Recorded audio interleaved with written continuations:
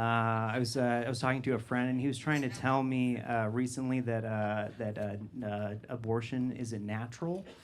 I was like, dude, you got to watch more nature documentaries.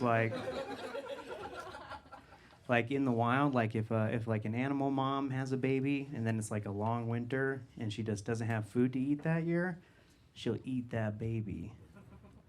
So here's my plan. I think that abortion should be legal everywhere as long as mom eats the baby afterwards.